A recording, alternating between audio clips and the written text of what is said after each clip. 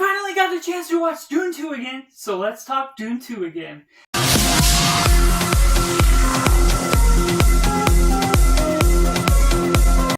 Welcome to Cinema, where we focus on the film. I'm Josh, this is Simply Cinema, and yes, we're going to be talking Dune 2 Part 2. Spoilers in this video, so make sure to click away or check out my Dune 2 spoiler-free review, as well as the playlist to all the other Dune movies reviewed, ranked, as well as Denis Villeneuve ranking with Dune 2. We're going to have a blast just talking about Dune 2 again and again over here on his channel. I just really do enjoy this film. Make sure to comment down below what you thought of it. You can leave spoilers down in comments with this sort of review. Like this video if you enjoy it. Subscribe if you haven't already, as we talk the love of Dune and just several other movie content over here on this channel on the daily.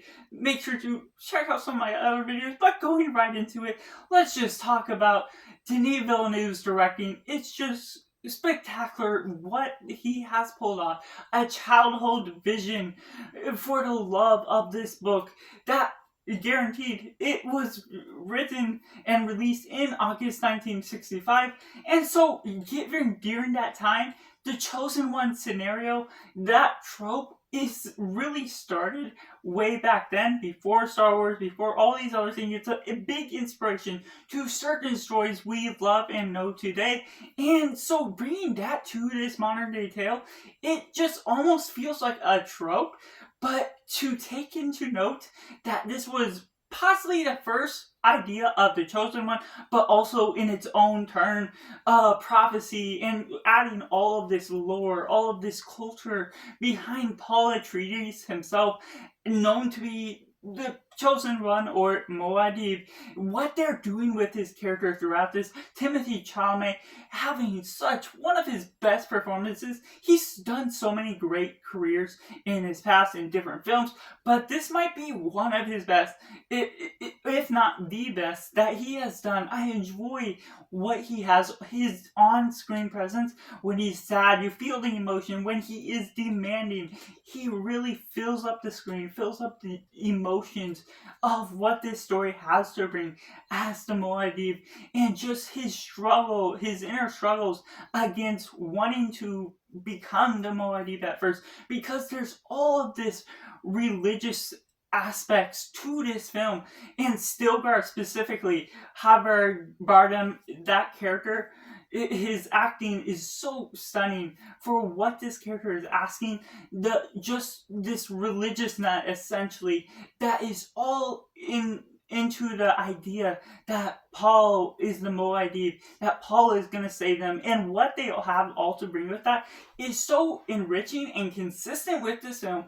Javier Bardem just never going away from playing that character, from playing Stilgar, being fully in truthful to what that passion is, to what his belief is in Paul as the Muad'Dib who's going to save them, and just how they play that out.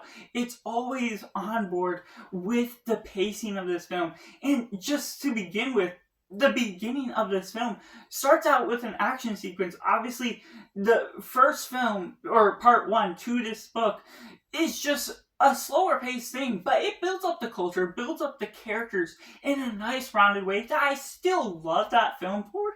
And this continues off with more action, and not particularly filled with action. It's not an action film, but it still compounds that, builds in the action on top of this culture that makes it much more thrilling, much more exciting, because that's what the book asks of it. There's certain characters that are removed just for choice decisions, however, that affected the story of how Denis Villeneuve wanted to adapt this story to film, because obviously this is still one of the closest adaptations to the book itself. And as a big fan of the book, even though it's been a few years, I remember the book nearly in full just by watching and re-experiencing this on screen. That does not feel like it's an age-old book adaptation.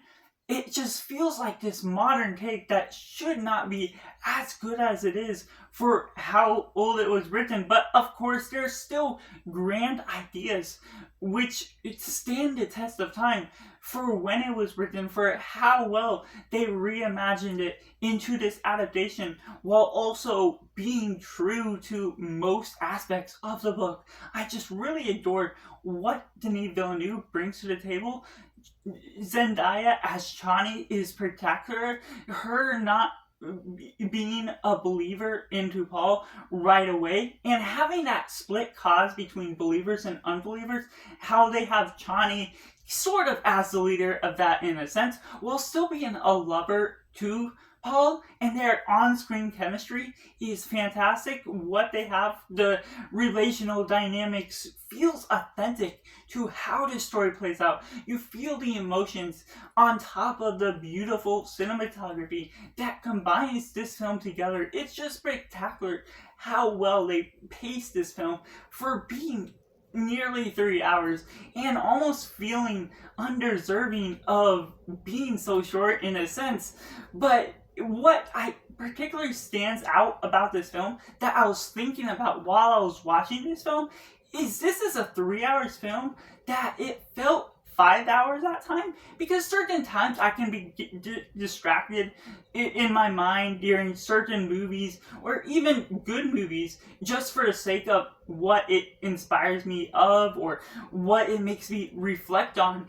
And yet even this 3 hour film feeling like 5 hours is a big compliment because of how immersive this world building is, because how the gorgeous cinematography makes me want to be there, makes me want to stay in this moment longer, be watching this film again and again, maybe not all day long, but still feeling like this 3 hour experience is deserving of how long it feels at time. And that's just a huge compliment I owe to how this storytelling plays out. Obviously, there's some people that are just not as on board. They're not as attached to the story because maybe they haven't read the book, and there's certain aspects that may attach to you better when you read the book, having that bias compared to if you just go into the film. There may not be as much attachment. Obviously, there's a huge critically acclaimed success for this film that even people that haven't read the book love the movie. But in general, this is a spectacular masterpiece for its own means. What they have, and going down the list, Florence Pugh as Princess Carolyn and Christopher Walken as the Emperor, what they have to do with those performances are spectacular. They appeared later in the film than I expected, and I almost forgot they were kind of a part of the story in general, especially since they weren't part of Dune Part 1. In that, even though they were a bit earlier in Dune Part 1 when you reflect on what the book had to offer, but still what they were, the characters they represented. And let's talk about Princess Carolyn at the very end battle scene, just being a spectacular fight between Fate Rotha and Paul Atreides. Just is super emotional, one of the best scenes, but who am I kidding? There's so many good scenes to this that it's hard to pick a particular best. But Paul Atreides choosing Princess Carolyn, something to note about that is in some of the future books that I've reflected and heard on, is that Princess Carolyn is only a wife by law, possibly, and then he still chooses Chani as essentially a wife to have kids with because they're meant to have twins in the future. And so that's just a sense of a spoiler that could be down the road with Dune Messiah, however they choose to decide this, because obviously there's different stipulations, different adaptations or reimagining that Denis Villeneuve adapts the book slightly from how well it is played out. And there is a couple characters, or even we get Anya Taylor-Joy playing Alia, the grown-up version of Paul's sister, and she isn't in the story at all for this, besides one glimpse of one of his future visions. And in the book itself, I was kind of confused the first time going into part 2, because Aaliyah is a bigger part of the book, actually being born, because there's a time jump within Dune, the book, between parts 1 and 2, in a sense, if you're to divide it that way, that Aaliyah is grown up, I believe, about 5 or 6, if I'm not mistaken. And so I was intrigued by the choice to disclude an actor for her, but for how strong the cast is in this, maybe they felt it would be better to play it safe, not having Aaliyah as a child actor, how they play that into the story, making her as good as she can be to really deliver on the level of whoever they chose as an actress at that young age. She would have to perform really well for the demanding voice that they instead chose to still have as a baby in the mommy's stomach.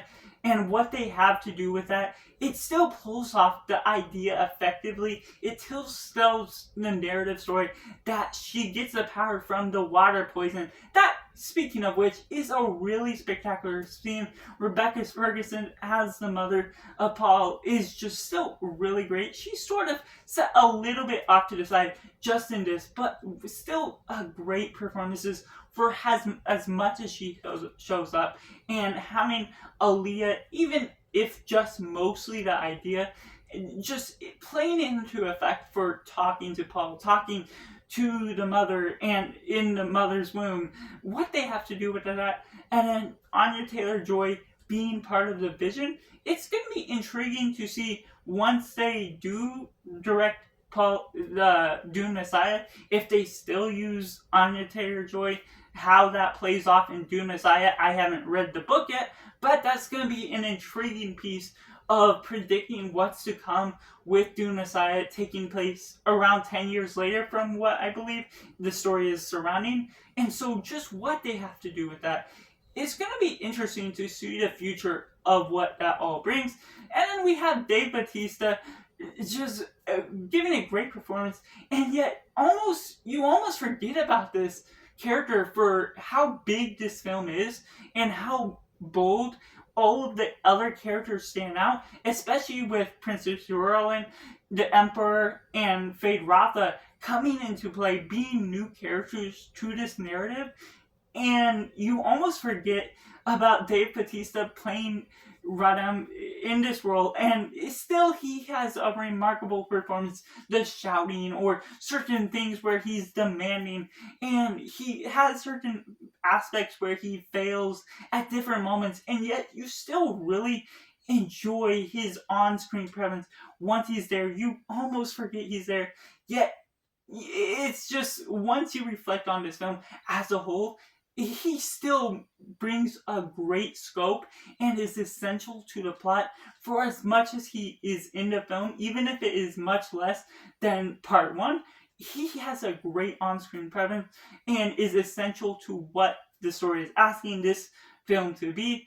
And just Stellan Skarsgård leading into him playing a great role as Baron Harkonnen. Once again, his big shape just being such a demanding presence, just remarkable by his own means, how they pull that into play, and being grandfather to Paul Atreides and then also Fade Rotha, what that has to play throughout the dynamic performance, the twist that I forgot actually from reading the book a few years back, just how they pull off the pacing and the payoff of certain twists, of certain reveals, of them Baron Harkonnen being the father to Rebecca Ferguson's character as Lady Jessica. Just how they do that is just bold. It's a grand vision that is so grand in its own nature. And let's talk, of course, we can't forget Hans Zimmer's spectacular film score, what they have to do. It's just too immersive. That, of course, the music can build upon the cinematography. What Denis Villeneuve has that much more.